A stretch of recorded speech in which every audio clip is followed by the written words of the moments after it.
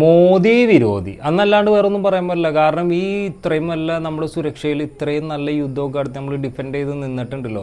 ഈ പറഞ്ഞ പോലെ ഇതൊക്കെ പറയാന്ന് പറയുന്ന ഒരു ശരിയാണ്. ഞാൻ ഉൾപ്പെടെയുള്ള ഒരു തന്തയില്ലായ്മത്തരായിരിക്കും പറയണം അല്ലേ? അങ്ങനെ നിങ്ങൾക്ക് തോന്നുന്നുണ്ടാവും ചില ആൾക്കാർക്ക് ഈ ഒരു അഖിൽമാരാർ ഈ പറയുന്ന കാര്യം. ആ പാകിസ്ഥാന്റെ ഉള്ളിൽ ഇന്ത്യ കാണിച്ച മറ്റൊരു ഏറ്റവും വലിയ ചതിയാണ് ബലൂചിസ്ഥാനിലെ പാവങ്ങളോട്. ഈ ഇന്ത്യ ഈ ആക്രമണം നടത്തി ഇന്ത്യ രഹസ്യമായ ആയുധങ്ങൾ കൊടുത്തുകൊണ്ട് ഈ ബലൂജികളെ കൊണ്ട് പാകിസ്ഥാനെ അടുപ്പിച്ചുകൊണ്ടിരുന്നു. ആ പാവങ്ങളെ ഇവന്മാര് നാളെ ചുരുട്ടും. ഇന്ത്യ കാണിച്ച ഇന്ത്യയുടെ രാജ്യദ്രോഹിയും വിരോധിയൊക്കെ ആയി മാറുമെങ്കിലും ഈ തന്തയില്ലാത്തരം പറയുന്നതാണ്. ഞാൻ ഉൾപ്പെടെ ഇപ്പോൾ തന്തയില്ലായ്മത്തരാണ് പറയണേ. നിങ്ങൾ കൂട്ടിക്കോ. എന്നാലും ഞാനൊരു ചോദ്യം ചോദിക്കട്ടെ. നമുക്കറിവില്ലായ്മയാണ്, അതുകൊണ്ട് നിങ്ങളൊന്ന് പറഞ്ഞു തന്നെ. ഈ കാണുന്ന 3-4 ഫോട്ടോയിലും കാണുന്ന ഒരു പഹൽഗാമിൽ യുദ്ധത്തിൽ ഈ പറഞ്ഞ പോലെ അവിടെ ഭീകരാക്രമണം നടത്തി 26 പേർ ഒന്നും അറിയാത്തവരെ ഇല്ലാതാക്കിയ ടീമാണ്.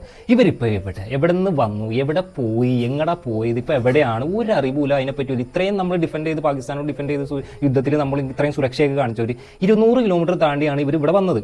അത് വന്നു പോട്ടെ, അത് എന്തെങ്കിലും ഇതായിരിക്കാം, ഓക്കെ. ഇപ്പോൾ ഇവരെവിടെയാണ്? ഇത്രയും ഡിഫെൻഡ് ചെയ്യാൻ പറ്റുന്ന നമ്മൾ ഇവരെതുവരെയായിട്ട് കണ്ടുപിടിക്കാത്തത്. നമ്മുടെ നാട്ടിൽ തന്നെ, ഇന്ത്യയിൽ തന്നെ കിടന്ന് കറങ്ങൽ എവിടെയൊക്കെ ഉണ്ടല്ലോ.